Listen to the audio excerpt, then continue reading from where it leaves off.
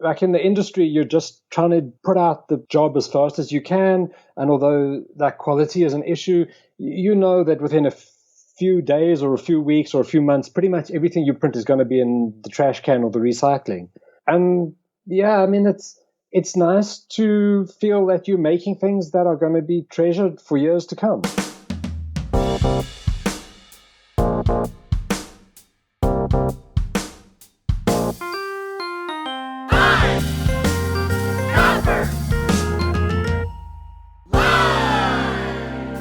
Hello, print friends, and welcome to the 91st episode of Pine Copper Lime, the internet's #1 printmaking podcast.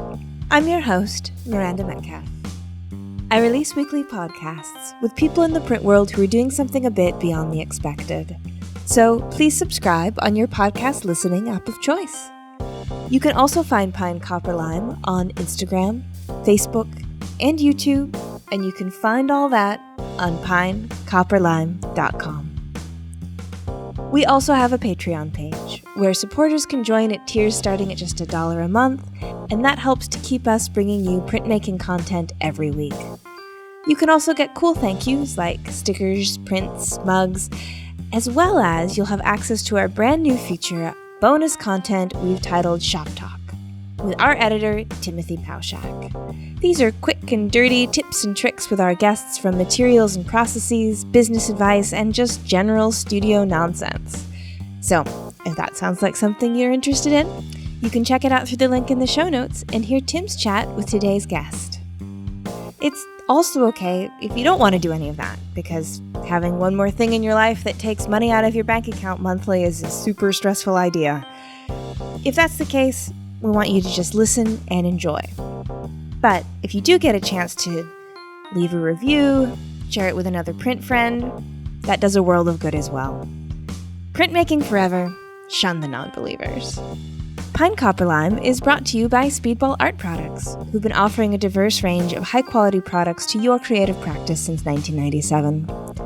Products like their new line of professional relief inks, beginning with the flagship color Super Graphic Black developed with artist printer Bill Fick. Formulated with all the working properties artists demand, these light, fast inks roll out consistently, transfer beautifully, and clean up easily with soap and water. So, if you want to take your practice to the next level, head on over to Speedball's website to see where you can pick up a can of your new favorite color. There's a link in the show notes. My guest this week is Mark Attwood, a lithographer, master printer, and founder of the Artists Press. Mark joined me from his studio in South Africa for a chat about the ways in which we contribute to culture through printmaking and the arts, his roundabout way of going to Tamarind after traveling to Europe, and working in the commercial printing industry, as well as environmental stewardship through green rural living, and his green studio, which boasts some bees, a little hydroelectric dam, and makes all their own charcoal. So, without further ado, sit back, relax, and prepare to find out how easy it is being green with Mark Attwood. Hi, Mark. How's it going? Hi, Miranda. Good, thanks. How are you? I'm good. Thank you. Yeah, it's a pleasure to be here. So I got introduced to your work really through the great episode I got to do with the Printing Girls, who are also based in South Africa. And through that episode, I had an absolutely lovely chat with them. They told me a little bit about the contemporary South African print scene and the historical South African print scene. And they said, if you want to know about printmaking in South Africa, you need to talk to Mark Attwood. Oh, that's very nice of them to say that. Yeah.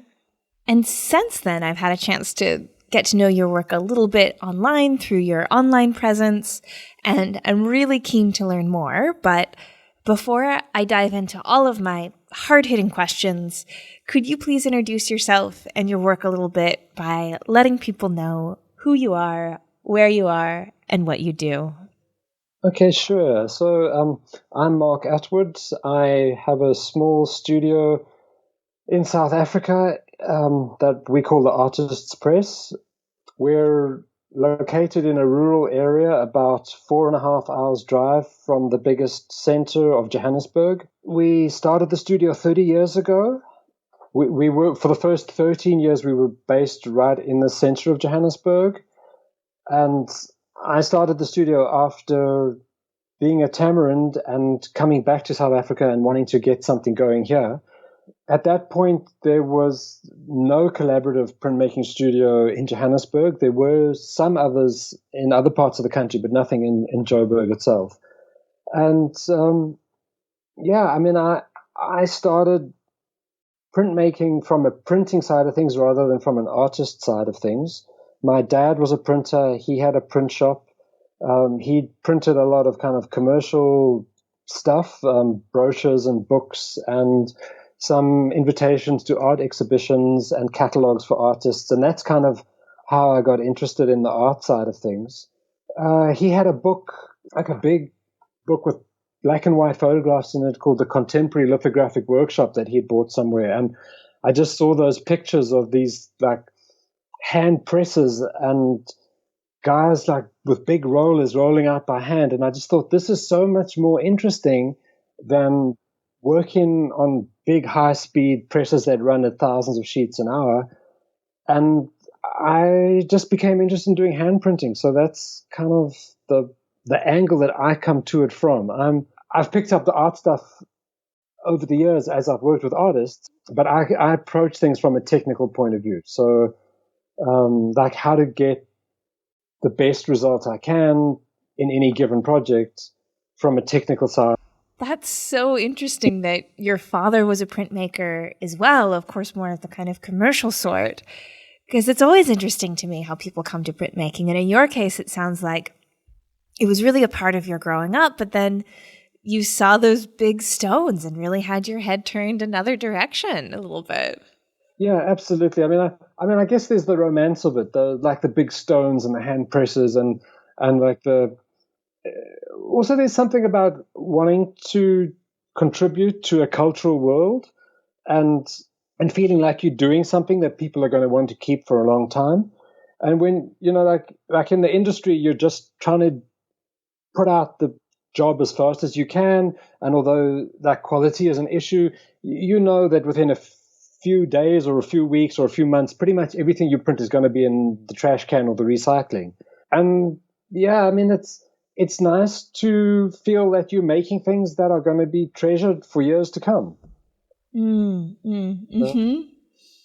Yeah, that is something that I don't know if artists always think about when they're making it, is that when people make art objects, they often get passed on from person to person through generations, and that art objects really do have a staying longevity. If you look at how we learn about the cultural and emotional legacy from the past, you just have art and you have writings, you have books, and of course books are their own form of art. And yeah, we have tools and we have architecture, but getting into that cultural side of things, that emotional side of things, it's really just books and art. So I don't know, maybe sometimes people do kind of feel that pressure that what you're creating, this object could very well have a longer life in some ways than the printer who actually created it. Yeah, absolutely. I think that's one of the big things that drives a lot of artists too, is that thing of being part of a kind of a cultural blood of a society. And musicians, I guess, is the same. So many recordings that you listen to, the artists are dead, but yet their music is still just as fantastic as if it was written yesterday. And yeah, I like to think that Prince can do the same thing. I definitely think that they can. When I was working at Davidson Galleries in Seattle, there was a historical print department there. And spending time with those works, you really get the sense of that wonderful intimacy that they have. And you hold them in your hand, or they kind of stay hidden in a flat file, and then you take them out again and you see something different because you haven't seen it in a while. It's sort of been kind of hidden away. And I remember spending time with Paul Wunderlich lithographs and, looking at the technique, looking at the design, looking at the quality of the actual printing. And, at this point, he's probably been dead 30 years. And here I am kind of hanging out with him, kind of communing with him. There was this moment when Tim and I were dating before we got married, and he was in he was living in New York and I was living in Seattle, and he came to Seattle to visit me. And I think it was for his birthday. And at the time we had these Escher lithographs. And so Tim is a really big MC Escher fan. So I pulled out the lithographs for him to look at. And there, in one of the printings, you could see that there had been a scratch in the stone. Wow. And Tim just had this moment of like, he's not perfect. Even Escher will like draw and print on a scratched stone. And it was the kind of thing that you never would have seen in reproduction. It was way too small of a mark.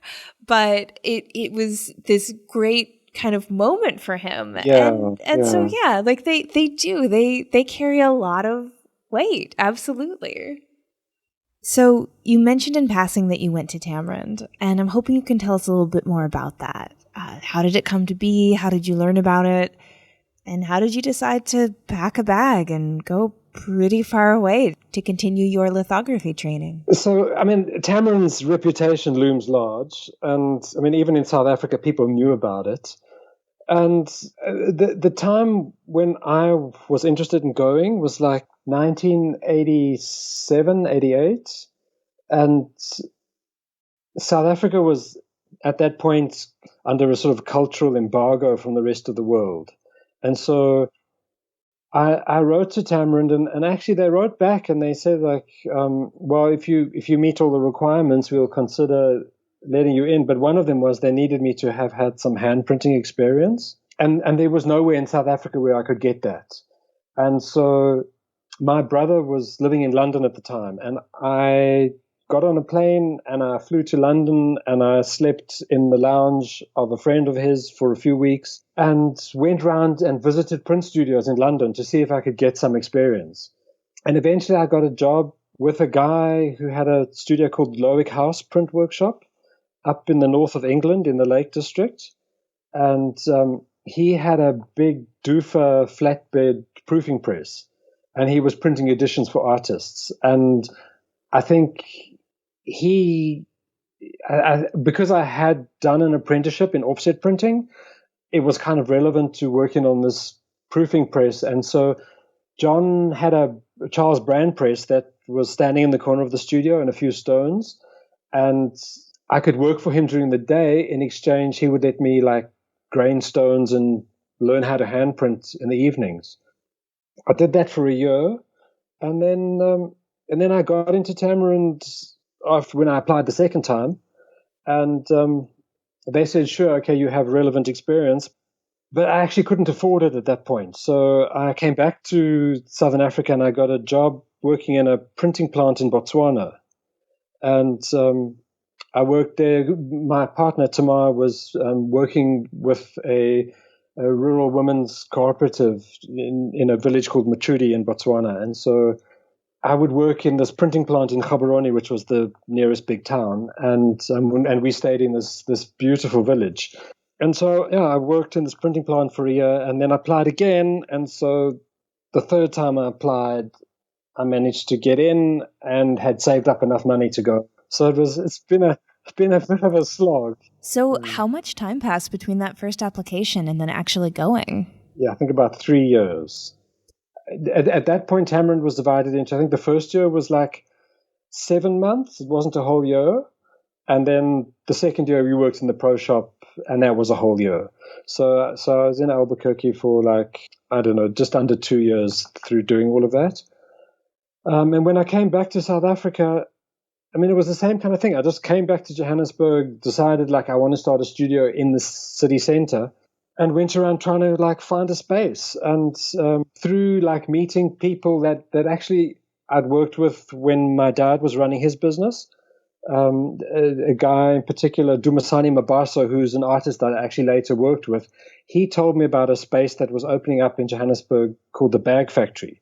And it was an old Hessian bag factory that a art patron had bought to start an artists cooperative space.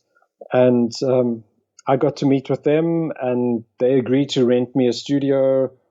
And I actually started the business with a second-hand offset proofing press that a friend of John Sutcliffe, whom I'd worked for in the UK, was getting rid of. It was an old press that he was going to scrap if he couldn't give it away. And so I had managed to pack that press up when I lived in the UK and shipped it home to my dad. And it had been sitting in storage for the past 2 years. And so I started the studio with an offset press, and also like really on a shoestring. So like I got a job again working in a printing factory. I would work from 6 in the morning till lunchtime. And then from lunchtime, I would drive through to this new space and I would set up the press and paint the walls and get things going. And the first print I did for an artist, I actually had to ask the artist for money to buy ink and paper. And the artist was Norman Catherine, whom I'm actually still working with. And yeah, I mean, it was that we printed a stone on the offset press. It was that press was old enough that you could drop the bed down low enough and put a stone on it. And to be honest, I'm not like mad keen on offset printing. And as soon as I got a chance to get a direct press, I got rid of the offset press and started printing on a proper litho press that I could print directly from the paper, from the stone to the paper. That's so interesting to hear about you shipping that press to your dad and having it stored for you, because it just makes me think about, all the printing shops and all the world that got started because patient parents let their kid keep a press on their property. Yes, because Uli and Sarah, who worked for us here for a little bit, they did the same thing in Germany. Uli's parents were storing a press for him, and I mean, it's we're very grateful to have patient parents who'd be able to do that for us. Yeah, absolutely. Well, yeah, I mean, while we're running around trying to find our footing, they just can, keep our presses for us. And so originally you were wanting to have your studio in the heart of town, which makes sense for sure. So during that time, were you looking for easy accessibility for the artists you were hoping to work with, or looking at kind of a central location so you could be a player in the art scene? Yeah, I mean, it was at a time in South Africa where things were really starting to like open up, and Mandela had come out of prison, and like there was this real feeling of something happening in South Africa. And I wanted to be like in a place where things were accessible and artists from any walk of life would be able to get access to the studio. And I mean, it was the center of town just made so much sense because it was accessible to public transport, and it had this really nice kind of vibe of being like really in the middle of things. And also being in a studio that was an artist cooperative space, there were 15 or so other studios. So there were other artists working in the area, and they would poke their head into the print shop and say, hi, what's going on? And that was a really nice thing. So quite a few of the artists that I'm still printing for actually had studios in the bag factory at the time. It was a really good space to be. Yeah, the networks that can happen within any art world, those are really important. And particularly when you're just first finding your footing and just having a chance to be at the right place at the right time often enough where people start to understand what you're doing. That's a big part of it. Yeah. And especially in Johannesburg or South Africa, where there just is very little tradition of collaborative printmaking. So that was really nice, just to like sort of be there every day, and artists would come by and see stuff that other artists were doing, and that really helped. So at what point did you move to the current facilities that you have now, and why did you make the move to someplace more rural? And then also, can you tell us about what are the current facilities that you have? How have things grown since that offset litho press in your dad's garage? Because Tamara did work with rural projects, she didn't want to live in the city. And when I started the studio, she said, okay, she'll come back to Johannesburg for a year. And like 13 years later, we finally moved out of Joburg. Uh-huh. That happens. Yeah. But I mean, she carried on doing the projects that she was interested in, but she would be home for a bit and then she'd be away for a few weeks, or she would kind of commute in and out of the city through those 13 years. But when our kids were born, we kind of realized like once we put them in a school in Johannesburg, we would stay there. And And so we started to look for places outside of the city where we could be, where we were in a rural area. And we sort of drew a kind of a 3 or 4 hour radius around Johannesburg and looked in different parts of the country. And the area we're in at the moment, I mean, it's not as rural as Tamar would have liked it to be, but it has access to some schools and a reasonable bookshop, and an airport has actually been built since we moved down here, but artists can fly in if they want to. It's a pretty good balance between a rural place but access to whatever one needs to make a print shop work. Well, yes, I'm actually really excited to talk about the sustainable living aspect of what you do out there. But yeah, now that I think about it, of course, one of the things that you probably aren't growing in the garden yet is ink and paper and that kind of thing. So you must need some access to city life. Yeah. Yeah, no, absolutely. Absolutely. I mean, I think we are all just so connected as a global thing in terms of technologies and supplies and plates and paper and I think there's no way not to be part of that and still be current or still be relevant. But yeah, I mean, I think we strike a good balance between being in an open place where we've got space to do what we want to do, and the kids are able to do their stuff growing up, and not be like in that city thing of going to shopping malls. And so what are the facilities like now? I'm really curious to hear more details about that and all the presses that you have. Sure. So when we moved down, the new studio we built was 3 times the size of the space we had in Joburg, and it was really fun to design and build a studio to be exactly how we wanted it to be. And we have 2 tackage presses. Both of them are hand operated. We have one Van der Kook letterpress proofing press that we do some letterpress printing on, not a lot, but there's something really beautiful about that embossed into the paper quality that letterpress can give. And we actually bought that press to do book work on. So over the years, we've done a few books that we felt were relevant that needed to be published. And it's been nice to have letterpress to do that.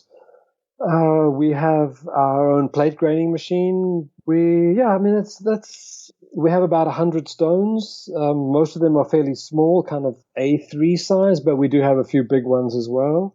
And we have a little guest house attached to the studio where artists can stay while they're working. So they usually come for about 2 weeks, and they make themselves at home. They have their own space, their own kitchen, lounge area, and they just come into the shop every day, and we work in collaboration to try and kind of do what they want to do. Yeah, we love the fact that we don't miss out completely on that kind of cultural, interesting life of interesting people, because artists come down and stay with us, and we share meals and we chat, and there's a lot of growth that happens in that space. So one project that you mentioned in passing, but it actually was something I wanted to talk to you about specifically, was the books that you produce. And one project in particular, which I am afraid I am definitely not going to know how to say. No, that's okay.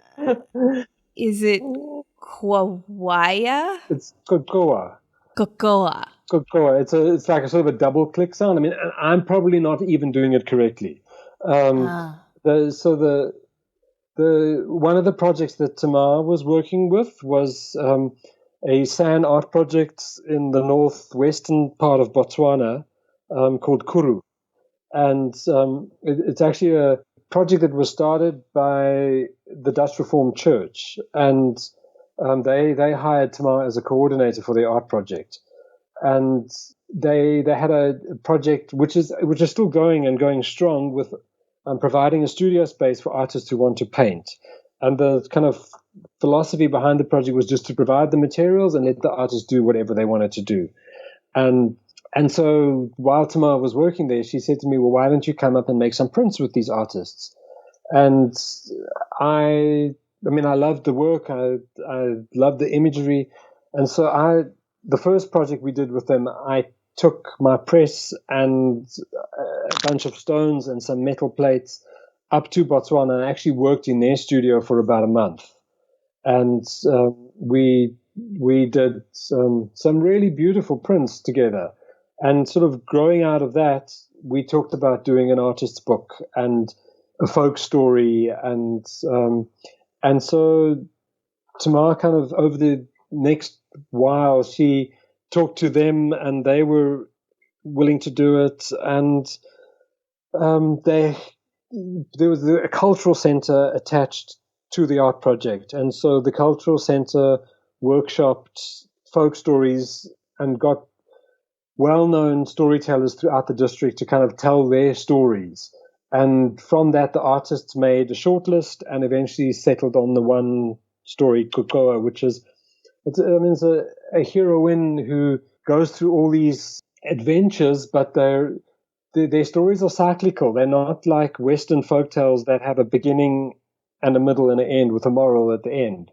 The stories kind of start and they go on, and then they just seem to end or they seem to restart, and there's they don't have that like Western structure to them. Yeah, that narrative arc that every story is expected to have, right? The climax and then the moral and then it's over.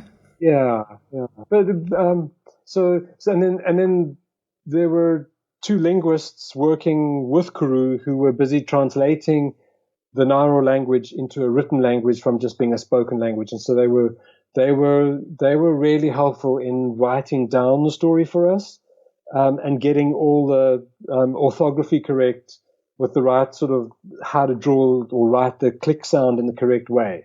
So the story is printed letterpress, but both with Naro and English kind of mixed in from one page to the next. And there's a nice little paragraph at the front of the book that says this. You'll see that there's more English text than Naro text in the book because some things needed to be explained to English readers that would be obvious to Naro readers. And that paragraph is only printed in the Naro language. It doesn't come in English. And yeah, so I went up again. I took plates up, and the artists did like beautiful colored lithographs, which we proofed on the etching press. They have their own etching press in their building. So we proofed the litho plates on the etching press, which actually worked quite well. And then we went back, took all the plates back to the studio in Johannesburg and printed the images lithography and the text letterpress. And then the binding was done with goatskin, which was bound by a project which has since closed down, but it was also within the Kuru kind of umbrella of organizations that tanned goats or tanned goat skins. So they used a plant called elandsbointjie, which has got a naturally very high tannin content that grows in the Kalahari. And the goat skin was vegetable tanned with the elandsbointjie. And so we managed to get enough goat skins of a reasonable size that we could bind the book in goat skin. And they all are, everyone is a bit different. Some of the skins are a bit scratched from the goats and the thorns, and some are like rougher and some are really soft. And I think I drove the bookbinder quite insane because he really didn't like these rough, irregular, slightly thick, slightly thin skins that we gave him. But he did it. He did a beautiful job. And just to circle back for a second, could you speak a little bit more to the printing etching on a litho press? Because I know it's done, but I don't know that everyone listening knows how it's done. It's exactly the same as printing litho. I mean, we put the plates on the bed of the etching press, and then we put a sheet or two of brown mount board kind of card, just that like gray binder's board, that's like a millimeter and a half thick, and just instead of using the felt blanket, we just use that gray board. And we would have put a little piece of acetate or something to stop the moisture from the plate getting into the board, but then just run it through the etching press, and it printed absolutely fine. I remember the gray boards did delaminate after some impressions. I don't know whether it was 5 or 10. They would kind of the pressure of the rollers would cause the boards to delaminate, and then we would just take new ones. Oh, that's really interesting. Yeah. Okay. Well, I know you're going to chat with Tim after in Shop Talk, so I'm sure he'll have quite a few more detailed questions that I couldn't come up with about that. Okay, yeah, sure. Yeah, no, I'd love to. Because I want to make sure that we have a chance to talk about the green living that you do. And it's something that I think is a big part of your studio, and you've got a great introductory video all about it on your website. And it's actually really quite inspiring, all the ways that you're managing to have a sustainable printing studio out there. I mean, I think it's a journey rather than a destination. And I mean, I know there are other people who are doing a much better job as running a green studio than I am. I've looked at like using cooking oil for cleaning up and stuff like that, and I just can't do it. So I'm still using what we buy we call it roller wash, but it's basically the same as lithotrene. But I use it because it works well, and the most important thing is still to get really good prints. And so I don't want to compromise on anything that is not going to work as well as the methods we have that we know we can rely upon. But like we buy 25 liters of roller wash, maybe once a year, maybe once every 18 months. And if I get in my car and I drive up to Johannesburg, I burn up 2 or 3 times that of petrol.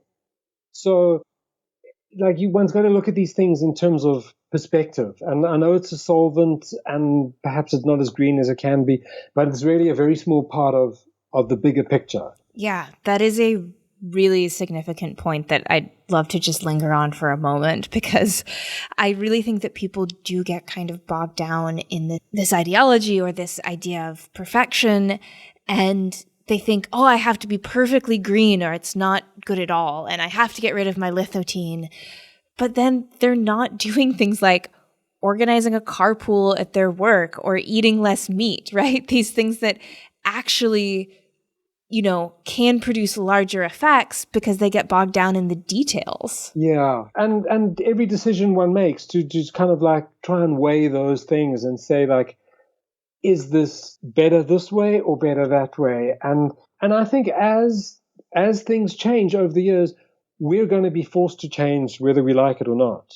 I mean, I see it now. So many suppliers that we took for granted as being available, you can't get anymore. And so you just do without, and you figure out a way that works better when you have to. I mean, one of the things that we do is I don't have any nitric acid in the shop, and I worked out that actually phosphoric acid, which is a food grade acid, works just as well or better for etching stones than nitric acid does, and it's much safer, and it's not as volatile, and it's not as toxic, and that's like a really easy decision to make. Like, okay, we can get rid of nitric acid just like that, and it's not going to compromise anything. So yeah, I mean, it's. I think a big part of the green thing too was having children, and they go to school and they kind of like come home with questions, and one needs to be able to answer them with like complete integrity. Yeah, and so I think. Like they come home from school and they say, today is International Turn Off the Lights Day, and why are the lights still on? And okay. so yeah. Yeah. Well, because I know that you have other things going on there as well, just really even beyond the studio. You've got a little hydroelectric dam, you've got bees there that can be your buddies and help pollinate things. All that stuff, it's just fun to do. I mean, it's like, they're like hobbies. There's, if I'm not in the print shop, pretty much any weekend I'll be in the garden doing something. And all that stuff, it's just fun. It's, I know it's green, and I think the vegetable garden is actually the most successful of all the projects, because it's so easy to do and it makes such a big difference. Like at the moment, all into biochar and making my own charcoal and putting that into the vegetable garden. But it's interesting, and there's so many layers of stuff. I mean, it's very much like printmaking. There are so many variables of things you can try and different ways of doing things that make it fun. Yes. Was there something there too about the fact that you're making charcoal on site that your artists can use? Oh, yes. So part of the charcoal thing was we met a guy. He was actually the priest at the kids' school, but I think he wanted to be a welder more than a priest. Oh. And he was making these charcoal ovens, and he caught me in the parking lot one day and said like he wants to test out a charcoal kiln that he's made, and he'd heard that we had a big area with bamboo, and he heard bamboo makes the best charcoal. And could he bring it and test it on our property? And so one Saturday, he just arrived with this thing and set it up and made a fire underneath it. And I think he was wanting to make charcoal really for using for cooking. And then in passing, I was talking to William Kentridge, and he was lamenting how hard it was to get nice, big, chunky pieces of charcoal. And so I kind of like, well, hang on a minute, there's this drum sitting in my garden. That I have someone you should meet. Yeah. Reverend Stone. Reverend Stone actually just left the charcoal kiln in the garden. It sat there for like 4 years. And then my son Simon started becoming interested in making charcoal with it for drawing. And so he experimented with different materials to make into charcoal. And one of the materials that he found was a swamp cypress tree, which grows in the South of America, like in the sort of Florida area, and it's a really lightweight wood. And we found a swamp cypress that had been cut down in a public park, and we loaded it all in the car and took it home and rammed it into this charcoal machine, and it made the most beautiful, soft, dark black drawing charcoal.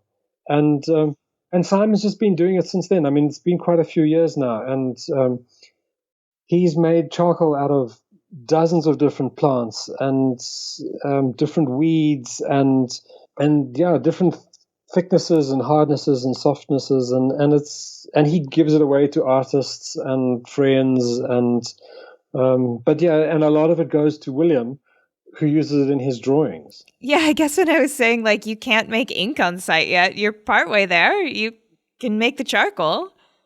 And it's so easy to make as well. You go into an art supply store and there's a little box of charcoal, and you can make it in like wheelbarrow size loads out of wood that's gonna be just wasted. So yeah, give it a go. Totally.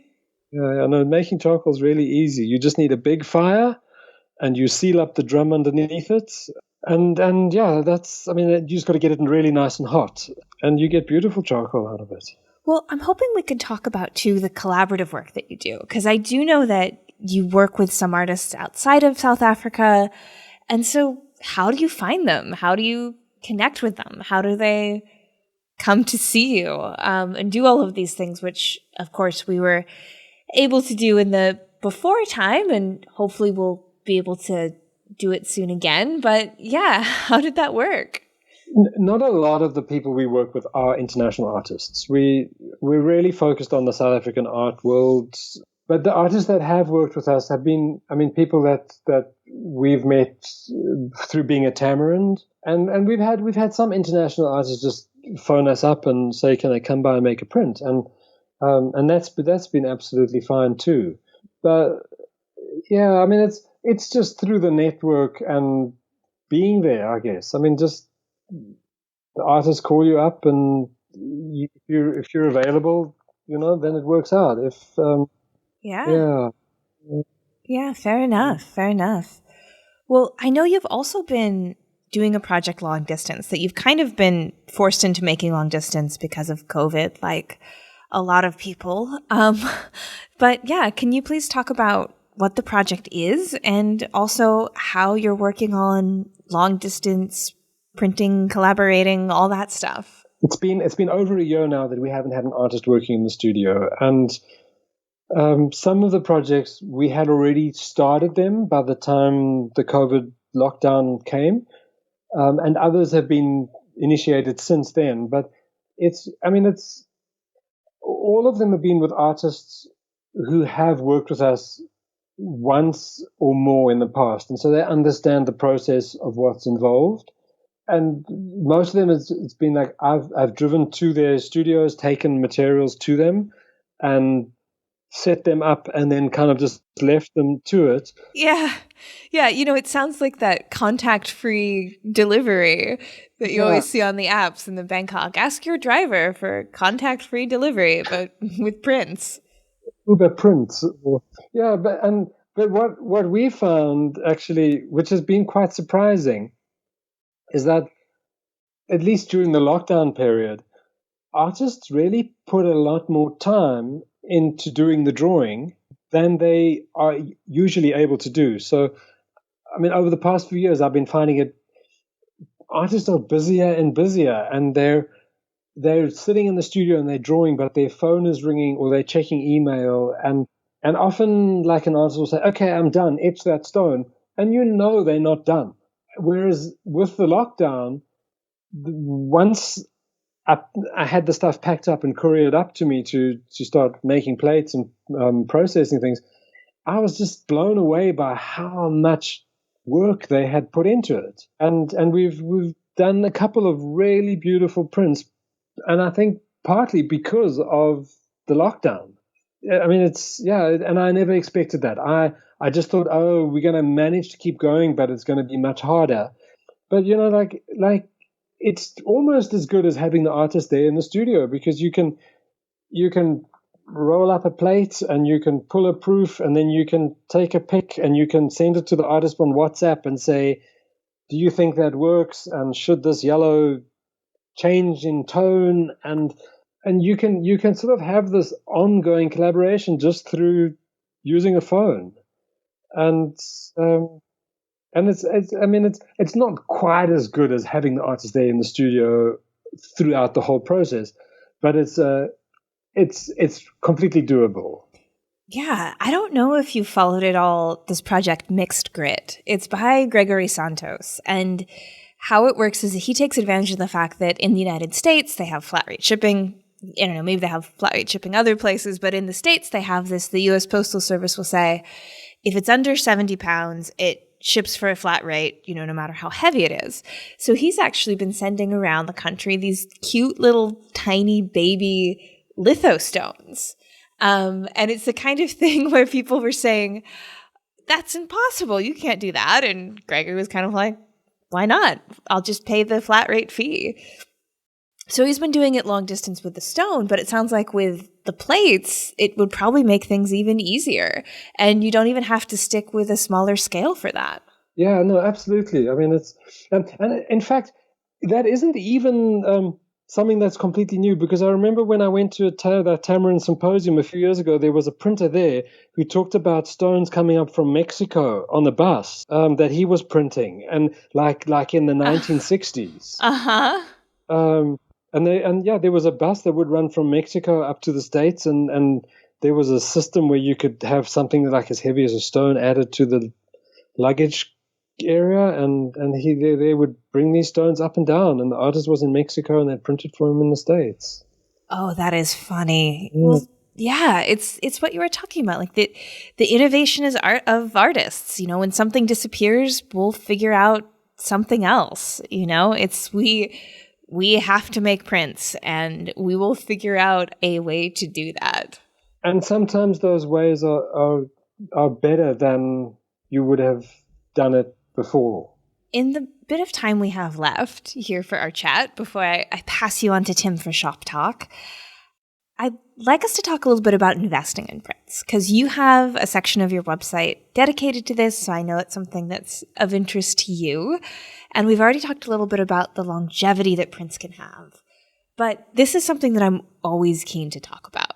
I'm in the business of selling art in my day job outside of podcasting job. And this side of the whole art ecosystem is kind of fascinating to me. So I'd really love to hear your thoughts on it sort of generally, but then also maybe if you could speak to print collecting and the profile that practice has in South Africa. Yeah, sure. So I think I'm as puzzled and amazed by it as you are. I mean, I know when I started making prints for artists, that was always like a possibility, but it was never, it was never a given. And I mean, the motivation was always to make something that you thought had cultural significance rather than something that had investment value. But I mean, we've found over the years a lot of artists have done prints with us, and they get launched and sold, and they sell well, and they come up on auction a few years later, and they sell for much higher prices than anyone ever expects them to. I like to think that we kind of focus on the quality of it, and the rest of that side of stuff is pretty much out of our hands. Like it's up to people in galleries and museums and auction houses to take it from there and see what the investment value of it is. But but there is definitely an investment value in it. But I really find it hard to figure out how it works and what makes a particular print a better investment than another.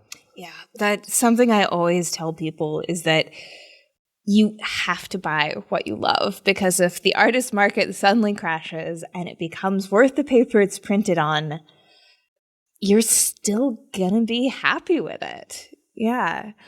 Yeah, and no one can take that away from you. You know, if you buy from a place of joy and a place of genuine interest and the desire to support something existing in the world because you want to see more of it, that's the very best place and reason that you can buy. Yeah, absolutely. Absolutely. Yeah, I mean, it's really, as a publisher, I mean, I think that's the only thing that we can add to it is to do it as well as we can and try and do something that has what we believe is a cultural or aesthetic significance. And if the market picks up on it and sees it as an investment, that's brilliant. That's really interesting to hear you say it, because it's actually the advice that I give to collectors. You could also give to artists and publishers and printmakers, that idea that as long as you print something that you truly are proud of, that can't be taken away either. As long as, you know, you've made something and you're like, this is the truest expression of this collaboration, this is the best version of this print. If the marketplace never picks up on it, it never triples in value in 10 years or kind of whatever people are hoping that happens, you know, you yourself will know that I did the best, and you can't take that away.